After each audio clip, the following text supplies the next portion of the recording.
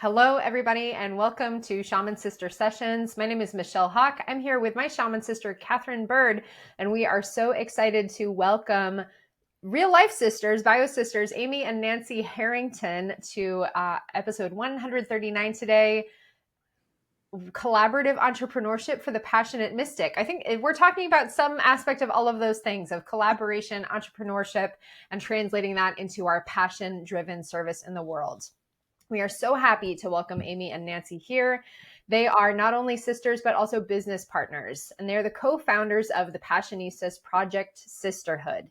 This is a global community for passion-driven women, especially from marginalized backgrounds, so that they can find support, purpose, and empowerment. After leaving high-powered careers in Hollywood, where Amy worked on major films like Harry Potter and The Matrix, and Nancy created Academy Award campaigns, they now use their platform to uplift others. Through the power of Passionistas Women's Summit podcast, Awakening Your Power book series, and online global community, they foster connection, growth, and equality rooted in sisterhood values like loyalty, empathy, and joy.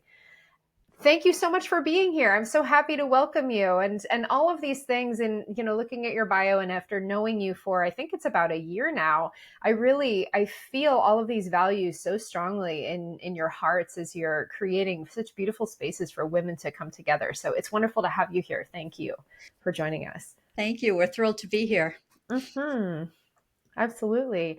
So in opening up to talk about collaborative entrepreneurship and sisterhood, which I know many of our audience members can relate to, Kat, how often do we get messages from people saying like, gosh, I'm just trying to find my people and what you two have is so awesome. And nobody where I live speaks the language that I speak and, finding the global community. We hear a lot from a lot of people about that.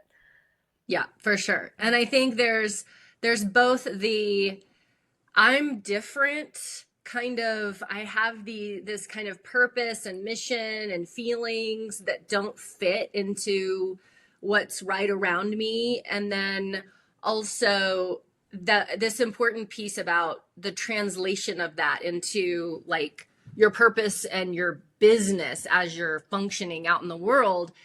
There's also a disconnect there where it's like, how do I find people who actually care about what I'm doing? And I think sometimes we get drawn into the the entrepreneurship or the business part, the coaching part. And then we even feel alone there where we don't feel that sense of like collaboration and unity. It still feels like I'm doing it alone, just in this group. So I think this is something that so many people are yearning for. Like it's not just like, oh, I'd like to have that. It's a deep, deep, deep yearning for community and connection.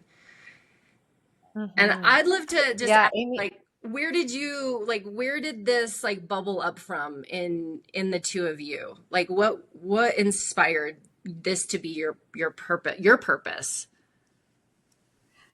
We kind of came upon it accidentally. We came from, as you said in our intro, we come from the world of Hollywood. After we left our big jobs, in the corporate end of Hollywood, we stumbled into the world of celebrity interviewing and discovered a love for storytelling and interviewing. But we still felt like we wanted to do something more impactful, and we really didn't know what that was. But then around the time of the Me Too movement and the Time's Up movement, when those things were really in the news a lot, we started thinking we need to do something for women specifically. So what we decided to do was use our skills as interviewers and start interviewing women who are following their passions, just to inspire other women to do the same thing. And that, that's what it was. It was a side gig. We were just going to do a podcast while we were celebrity interviewers, and then we decided in 2020 we were going to have a in-person get together. We're like, we've met so many people, let's just have an afternoon thing. COVID hits, so we're like, all right, well, let's bring it online. That's what everyone else seems to be doing. So in 2020 we had our first summit, and I think that's really where the taste of, oh, we can really help people here. And so our summit is where we bring women from marginalized communities together with storyteller panels. So we give them a topic, they tell a story around that topic, and then we have a roundtable discussion about the stories that they just heard. So we get to really see the things that bring us together and the things that we have in common, but we also get to celebrate our differences. And I think from that point on is when we realized that this is our purpose. We didn't quite know how to harness it yet, but we knew we're onto something. And we did these for several years. And after the summit, the conversations would end because, we'd try to get things going on Facebook, but people weren't really biting. So in 2024, we decided that what we really need to do is build an online community so that these conversations can continue. So in March of 2024, we launched the Sisterhood because for the very reasons you were just talking about, people always say to us, I wish I had what you guys have. I wish I had that loyalty, that bond, somebody who has my back, somebody who celebrates my wins. And we're like, well, we've been sisters all our lives. We know how to do that. We're experts in being sisters. So we started our online sisterhood, and it's really this beautiful community where women really do truly come and lift each other up and support one another in a way that we haven't seen anywhere else. And women all the time tell us that they've never seen it anywhere else. Amazing. Yeah, and I think we made an intentional decision not to make it a business networking site. There is business development there, and you can definitely collaborate with other women. We're seeing all these collaborations happen, but it also has personal growth and social impact. So that thing you were saying earlier about like finding your purpose, for us, it all just came together. We started to get more socially aware.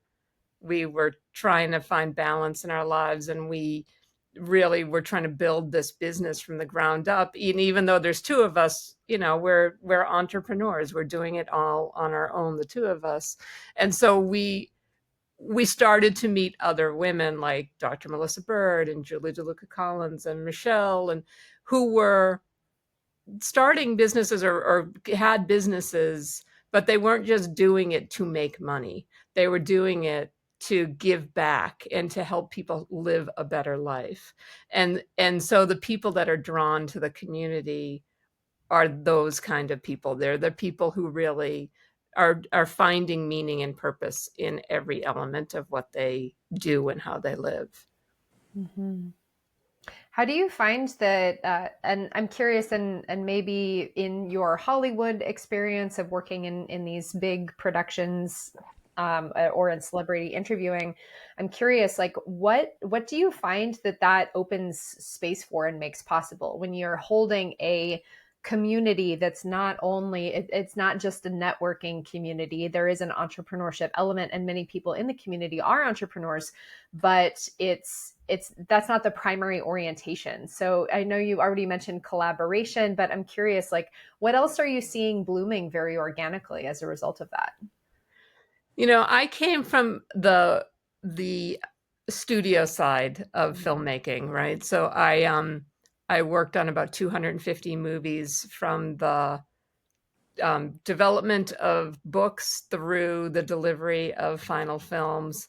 And so it was a super creative job, but there was also the kind of business element of it, and I was young. I was 27 when I became vice president, and I was always the youngest person in the room, and I was usually the only or one of the only women in the room. And so I learned to put up this front of trying to be strong, even though I would go into my office and close the door and cry. And I would come out and I'd have to be like, okay, I can handle anything. And then I also just shut down my feminine energy 100%. Like I just wanted to be one of the guys. I wanted the guys to never think about the fact that I was a woman. I didn't want to like be the girl in the room. And so now all these years later, to have built a space that is really rooted in vulnerability and in feminine energy is like just the most beautiful contrast in the world. Like I loved that job and it was fun. And there's a certain part of the masculine energy of that I really enjoyed. I liked getting stuff done, and I, like standing up to people if there weren't, treating people fairly, whatever it was. I liked kind of that masculine energy side. But now to spend 99% of my time in that feminine space, surrounded by women, all of us being vulnerable, and the more vulnerable Nancy and I are, the more everybody else feels that they can be vulnerable. I think if I hadn't lived that experience, I wouldn't be able to bring that feminine side now to what we're doing in this way. Yeah. I think it also informed our collaborative spirits now because, like Amy said, back then she was one of the few women in higher positions. She was the very first woman in the history of the film industry to hold the title that she had, vice president of post-production visual effects. So she was, she was very much a trendsetter and a trailblazer. And I, on the other hand, have always been a solopreneur. I'm very introverted. I'm coming to learn that I'm probably somewhat on the spectrum, although I've never been diagnosed, but I definitely built my life around being alone, like, so I didn't have to deal with people. And I think both of us are surprised now at how much we love having a community and being surrounded by all of these women, and have opened up to collaboration. I mean, Amy was very much like, no, we don't collaborate. Things could go horribly wrong. We don't do that. And I just never did it. It just wasn't part of my DNA. So now that we have this beautiful collaborative space where we see women working together all the time, and we are constantly collaborating with other women's groups and women in the community, it's sort of the opposite of how we grew up and how we got into our careers in the first place. So it's really an interesting contrast to how we were groomed in our early career years. Yeah, I think this speaks so much to how so many of us were conditioned. We're so conditioned towards competition. And especially even as women, we're very conditioned that we're not supposed to like each other. We're not supposed to like cheer each other on. We're not supposed to be able to be connected and vulnerable with each other. And we just have thousands of years of programming. And here we are, like, kind of uncomfortably leaning into sisterhood. And what does that mean? And having to like deal with our own like little wounds and insecurities and things that we've experienced, from our childhood and our school days and our early working days, where things were really being shown to us that we had to behave and perform in a certain kind of way. So I'm really, this is such a beautiful thing, but I'm really curious, what have you all, like, you've kind of said a little bit, but like, how are you seeing it change you? Like, how are you seeing like pieces of you develop or heal or change through this whole process? Yeah. I've been talking a lot about this lately. A year or two ago, we were working with several coaches to rebrand before we started the community, and we hadn't quite landed on the community yet. We were working with a leadership coach, and she was like, "Well, you guys are leaders." I'm like, "I'm not a leader. No." Like I said, I'm introverted. I didn't make a lot of friends when I was young. Like, I kept to myself. I never had a corporate job. I never had a staff. I never, I was like, I'm not a leader. She's like, "Yes, you are a leader." And it's taken me a really long time to lean into that and to understand what that means, because I think once she said that to me, it actually had the opposite effect on me for a little while, where it frightened me. And I started sort of reverting back to the woman I was when I was younger, who was very, very, very shy. And I've since as an adult realized, like, well, it doesn't matter what other people think of me, and I'm a quiet person, and that's okay.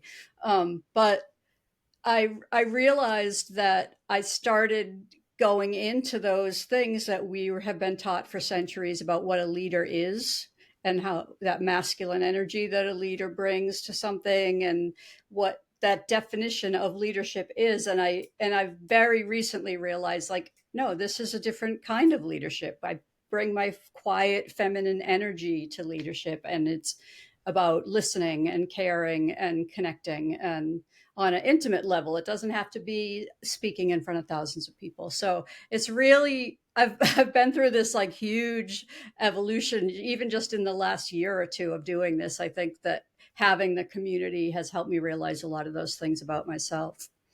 Well, and I think what's been cool about that is you finally started to admit that concern that you had, that you were quiet, and you know, the people that you've said that to now, which has been a number of women in the community, have all said to you, no, that's what we love about you and the way you lead, is that you are teaching me how to listen more.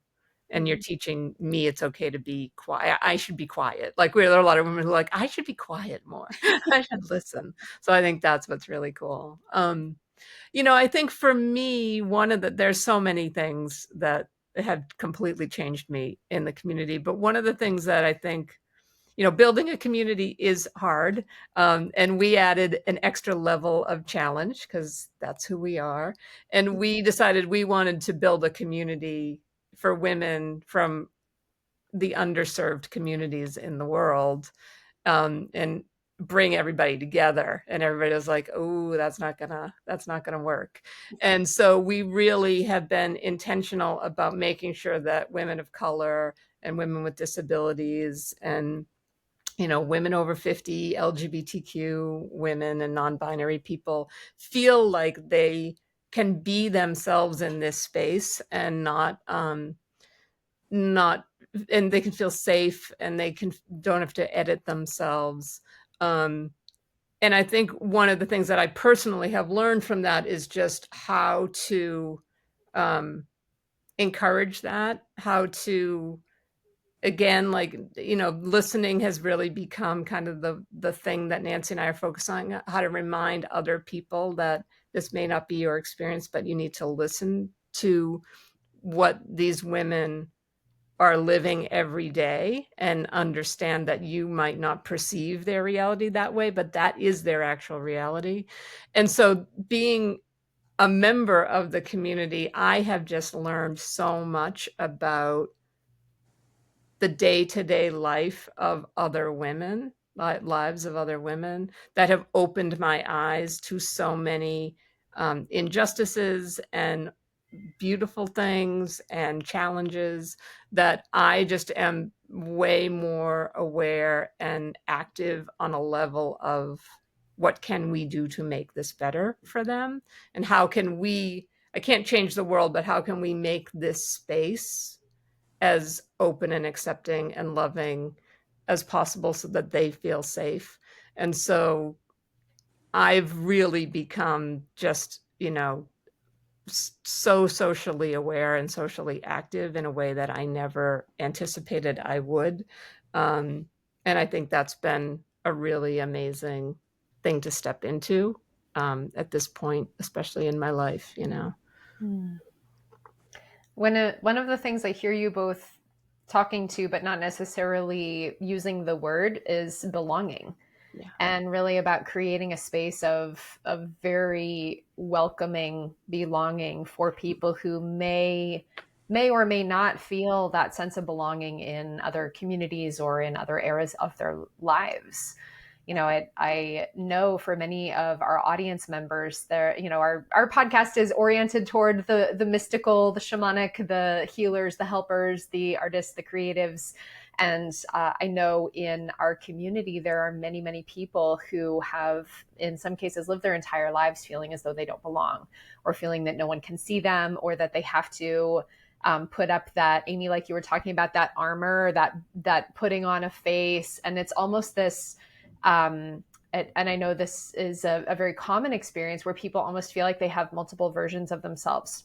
They have the face that they put on at work or for other people to see, or the driven boss babe, one of the guys, whatever. And then they have the true self. And for many of the people who tune into this podcast, I know that, and many of my clients and students, part of that that quest is really not only about like discovering, well, who is the true self, but around integrating the true self to be in full belonging in their own life, like coming home to themselves. And I've been on this journey too. I think we all have been on this journey of coming home to our own hearts and our own inner sense of belonging, so that we can take our place in a place of belonging in our communities. So I hear both of you speaking to those elements, both internally and externally, as this as a crucible of belonging for people to be in an inner process of that and come into a community where that is very welcome and held. I love That that. crucible of belonging. I love that. It's Yeah. so interesting. You said something that just like totally sparked a memory for me too, which is when I worked at the studio, I was dealing with all these big personalities, as so many of us do in like different kinds of business or when we have a lot of clients. And I remember I would sit, my assistant would say, so-and-so's on the phone. And I would sit with my hand on the phone and go like, okay, this person is really volatile. So this is who I need to be to talk to them. Okay. And the phone, and 20 minutes later, okay, this person is super energetic. So I have to be super energetic. And I would like tailor every call to who they needed me to be. So I would be like 20 people in the course of a day. And I remember the day after I left, it was probably like 6 months after I left the studio, and the phone rang and I answered it. And I was like, hey, how you doing? And I was like, oh my God, I didn't have to think about who I am in terms of who they need me to be. I could just be me. And now I feel like Nancy and I, someone along the way taught us, if someone doesn't like the way we're doing it, or they aren't connecting to the community, then they're just not our people. And that was such a freeing thing, because now it's just like, I just feel like we're ourselves every day. And if we're not your people, it's okay. There's lots of other choices out there. But we want people to know, like, we were awkward kids. We didn't fit in to anybody else's view of what we should be. We didn't play sports, and we weren't, when we were little, we were shy, and we didn't do the, theater when we were kids, and all that stuff. And we know what it's like to be the outsider, but we also have been blessed with a family. We have 3 other siblings, and we had 2 parents who were so loving and really taught us that we're each other's best friends. And so I was born into a community. I was born into a group of people that I knew would love me and accept me no matter what. And I know that not everybody has that. And especially when you're out there, when you're starting your own business, or when you're on a path like the audience that you all speak to, even the people who may want to try and be supportive might not get it. And you end up feeling like they're just shining me on, or they're just being nice because they love me and they hope that this is all going to work out. But what we have is a group of women who don't necessarily feel like they fit in anywhere else. And they're trying to build something on their own, and they don't have human resources, or they don't have funding, or they don't have this big network of people who understand what it's like to be out there trying to pave a different path. But here you do. Here you'll find other people who are walking that same journey in their own way. And so it's really amazing to be able to kind of fulfill this vision our mother had for our family with a bigger group of women, and we just want them all to know they're not alone. You really can come here, and we are here for you instantly. You will find other people, and it's safe. You can just be yourself. Yeah. I want to add one other piece to what you just said, Amy, real quick.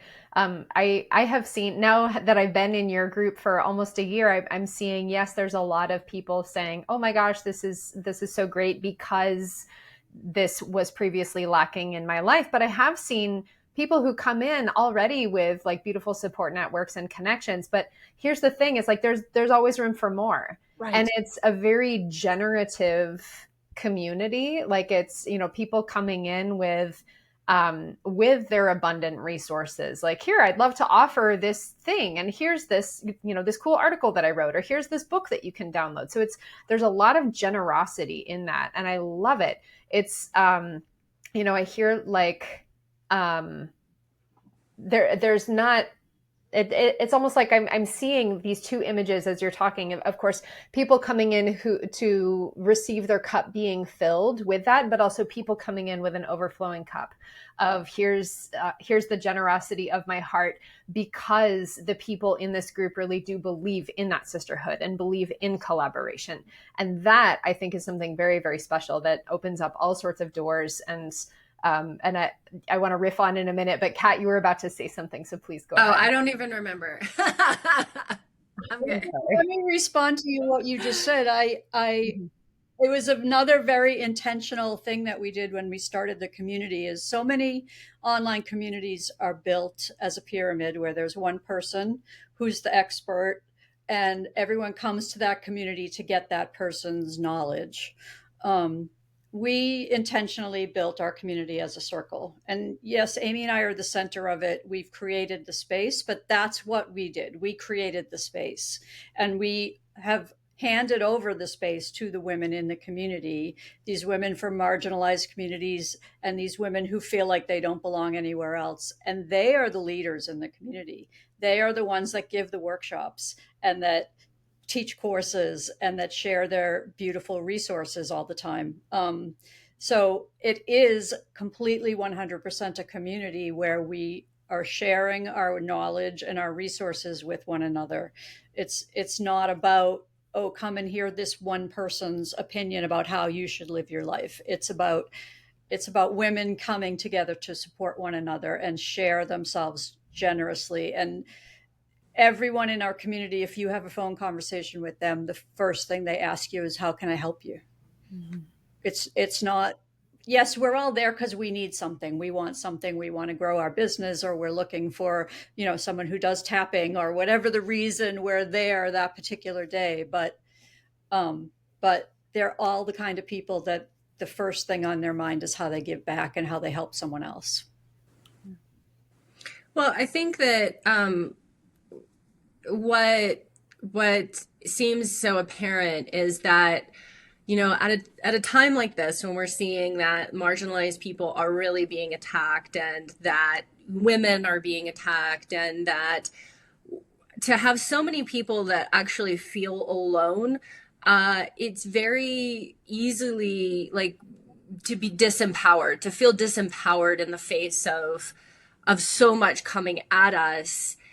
It feels like this is the antidote, that even though I've lived my life kind of feeling alone and I'm a little bit freaked out about what's going on, if I can enter into a space where there is a lot of other people there who are actually reflecting back to me that they get it and they're in it too, and I'm not actually alone in this fight, then I can be in my power, and I can make strong decisions about my life, and I can move forward and create things even in the midst of the unknown happening all around me.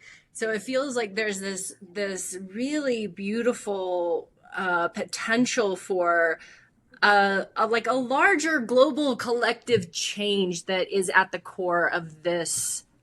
Like, we hope that you're inspiring not only people to think, oh, this could be something that I could be a part of, but like, this is something I could create. This is something I could be like you said, the middle, the circle, the center of the wheel of the possibility of community and collaboration and connection. Yeah. It's interesting. I'm a worrier. I'm like a monkey mind person who's always thinking, well, 20 years, am I going to need this, or is this going to happen?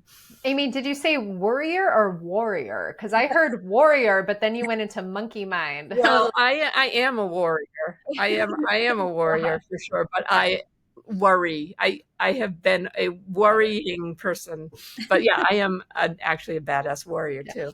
But I so I've always been that like, oh my God, what's going to happen? And a few weeks ago, I was like, I should be curled up in a ball in the corner, rocking back and forth right now with everything that's happening in the world. I should be like at beyond my capacity for being able to deal with this. Why am I so calm? Like I'm probably the most calm I've ever been in my life. And I realized it's because of the sisterhood. You know, we built this in 2016 is when we started the podcast during a very tumultuous time in the world that we thought then was, oh, it can't get worse than this. And now here we are. And like you said, you know, we say we, you know, help bring in women from marginalized communities. I mean, at this point, all women are so under attack that it's like we're all in this together. But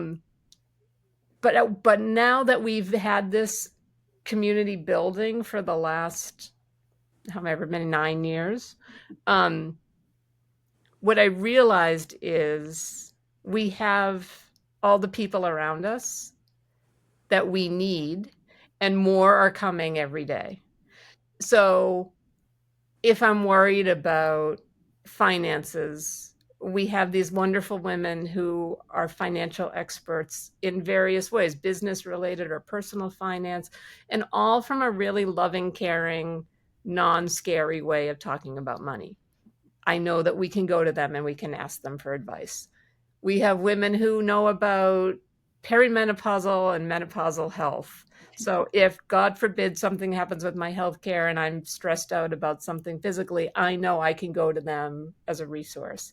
We have all these incredible activists and artists and women who do self-care techniques that I know if I'm stressed or if I'm confused about an issue, I can go to them. And we now have the base of this force, which is what we had envisioned. Like, rather than the indigenous women being over there fighting their fight, or the LGBTQ women and being over there dealing with their issues, like, let's all come together and build this force and strengthen each other. And so I know from my own personal experience within the community the benefits of being here, because it has completely given me this security blanket that no matter what, we're all going to go through the fire in the next God knows how many years, but we have each other. And like I said, and more people are coming every day. People are bringing their friends and saying, you need to be a part of this. And so it's a global community. We have women all over the world.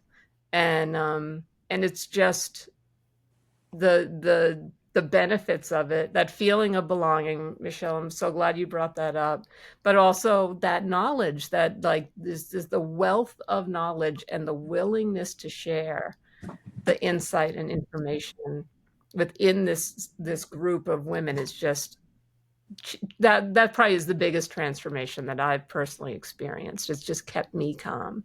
Mm-hmm.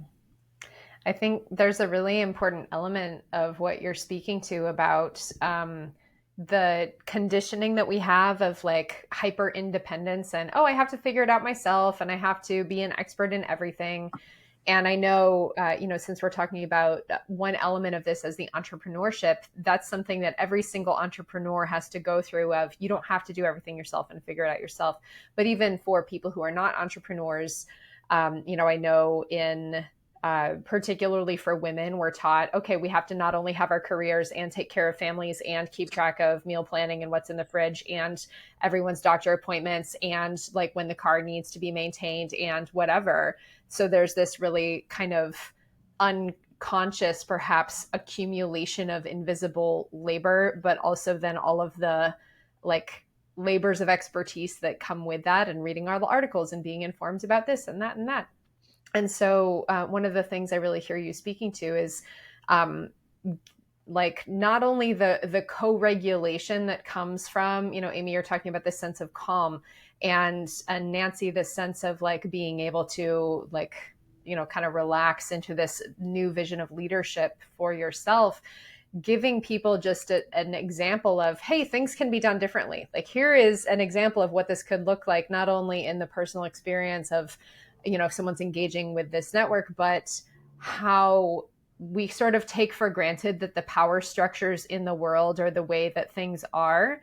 And they're that way because people made them up that way. Like, we, it's not anything we ever have to take for granted as like the way that things are. And again, currently there is so much up for grabs in terms of this like very shitty storm that's percolating, right? And so this is such a wonderful opportunity to really root into what is the vision of collaborative, generative, reciprocal generosity and leadership that we are wanting to anchor into ourselves, and then anchor into all of our fields of influence, whatever that may be, with our families, with our businesses, with our circle of friends and local communities, for people like you who are holding a larger scale global community. How are we all anchoring the vision of collaborative leadership and belonging in a way that can create space to ripple into the larger power structures, so we don't have to put up with the shit that we're putting up with right now? Yeah, I think it's partly why we structured the sisterhood the way we did, that it's not just business development, that it's personal growth and social impact, because we believe all three go hand in hand. And the more women that join the community and the more we talk to them, we realize that all of these women that are entrepreneurs want to do it differently. They want to smash down that patriarchal vision of what a business is supposed to look like, and how you're supposed to work, and how you're supposed to market yourself, and how, so the idea that we weave in personal growth and social impact into that is the basis of what all of these women want in their businesses. They want to give back. They want a sense of community. They want to be good to themselves and their families while they're doing it. It's not just, I'm going to be a billionaire and I don't care who's in my way to get there. It's, how do I lift up everyone around me and still be successful? And Amy and I struggle with that ourselves. I mean, we've gone through periods where we're like, we work with marginalized communities. How do we ask them for money? Most of these women do not have the money to give us. And it took us a long time to come around to the idea that we have to, in order for them to thrive, we have to thrive so that we can help them do it. And again, that comes back to that construct of how you build a business. You build a business with community and giving back in mind. And it's a completely different way of doing business. It's a completely different model. So I think, again, that's what makes the community special and unique, is that most of the women in it are coming from that point of view. We also are building a microeconomy. We're all watching the financial structure is about to crash down around us, not to be pessimistic, but we're seeing changes in the economic strength of the country and the world. And we're saying to each other, oh, you need a coach? We know what kind of coach do you need? Because we know 15 different coaches that we can tell you are great, because we either know them personally or we've worked with them. Oh, you want to buy coffee? We know a woman-owned coffee company. You want the only urban flour mill in the United States. Yeah, she's in Pasadena. We can give you the address and you can call her and get some wheat. So like, we are really encouraging everybody to buy from each other and keep the money circulating through the sisterhood so that we can get through this period. We know other communities that sustained each other during COVID, when everybody's businesses were failing, because they hunkered down and they bought from each other. And that's what we're really encouraging. And we're seeing that every day too. We don't have to buy from Amazon. We can go directly to somebody and buy their book directly, or we can buy, you know, sustainable products. And so it's really, that's a big part of it too, is like, what are the big systems that we're seeing kind of crunching, squeaking toward failure around us? How can we, you know, protect each other from that? Yeah, and there's a lot of soothing. So, you know, there's a lot of like, oh, there's a soothingness of the self when you are buying from somebody that you know and that you care about. And there is a soothing when you feel like, oh yeah, I have this community that's got my back in some kind of way. There's a lot of anxiety, like, because we all know like things are messed up and they look like they're getting worse. So we all know what's going on. And it's, you know, there's only so much nervous system regulation practice that's going to get you, you know, it's when you feel alone. And I think the loneliness of this path and entrepreneurship and being a woman in this society, a lot of times is maybe the most frightening part of the whole thing. Yeah. Mm-hmm. Yeah. And that's a huge word in our communities, you know, loneliness, and being alone. We did a social media post yesterday about, you know, do you feel like you're searching for your place in a world that wasn't built for you? This world was not built for us as women. And, you know, and to come to the sisterhood, because this is where you belong. This is where, you know, you're safe here, you belong here. And I do think that's a huge part of it is, you know, where do women go? They feel so alone, you know, and more alone. And I think COVID started it. And I think it's just I think it's gotten worse, not better. And so, yeah, I think the community is huge for that. It's just, you know, come and be with your sisters. You know, I mean, our biggest, you know, talk about the self-comforting, our biggest events are the tapping and the meditations and the things like that help Michelle shamanism course. Yeah, you know, it's just women are really searching for that right now, and really we're trying to fill that void for them. Mm-hmm. And the other aspect of sisterhood that's really important to us is fun and joy. Like, with all due respect to everybody else in my life, I don't laugh as much with anybody as I do with Nancy. We crack each other up, you know, and we have a good time when we are out. Even if we're doing something stressful, we end up laughing and enjoying ourselves. And we really have tried to create a space where if anybody ever comes to, you know, we do tarot with Dr. Melissa Bird every 2 weeks. If you come to a Dr. Bird tarot session, you're going to be laughing. You know, for at least an hour every 2 weeks, you'll be able to laugh and have a good time. But we really do try and bring a sense of joy and create spaces that are happy. And even if we're talking about challenging topics, because it is a mixed group of people, sometimes things are challenging, language is challenging, or topics are, I'm not sure how to you know, talk about that with people. But we really do try and have fun, because the world can be heavy. And if you don't have a place where you can go, where, you know, like people are going to lift you up emotionally, then it's hard to get through a day sometimes. So the element of joy in sisterhood is like really crucial to us too. Absolutely. I know Kat and I have a lot of fun together. It's a joy to collaborate. And we also started this podcast in 2016. And I know there is no way I would have continued a podcast this long if we had not been in collaboration with each other. So it's definitely a like, okay, we can both show up together and we can have fun in our conversations. And, you know, I get to spend time with my wonderful dear friend whenever we're recording episodes, and we have really fun philosophical conversations that spiral in all sorts of very cool directions that would be impossible to do alone. Yeah. Mm-hmm.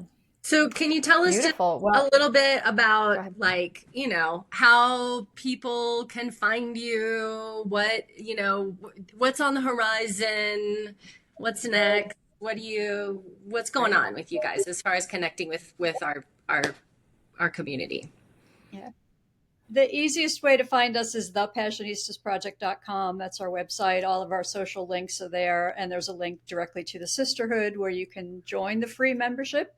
Just poke around. There's absolutely no obligation to upgrade to the premium. Although, if you upgrade to the premium, there's all sorts of amazing benefits to that, including workshops and courses and networking events and things like that. But so many women are in the free membership and find so much value in it because it's just a beautiful place to be. And what's on the horizon is in 2 weeks we have our annual summit. So it's our Power of Passionistas Summits storytellers event. All of the panelists this year are in our upcoming Awakening Your Power anthology book. So it's a really special summit for us this year. A beautiful group of women who are telling their stories of the moment they stepped into their power.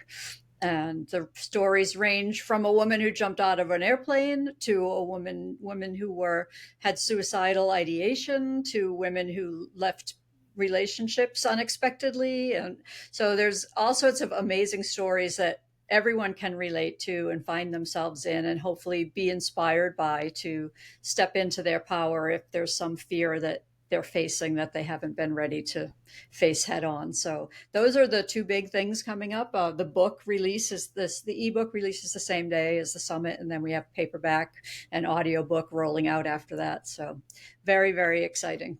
Fantastic. We'll put all the links to everything in the show notes. So if you're watching or listening to this, you can just go right in the text and access everything through there.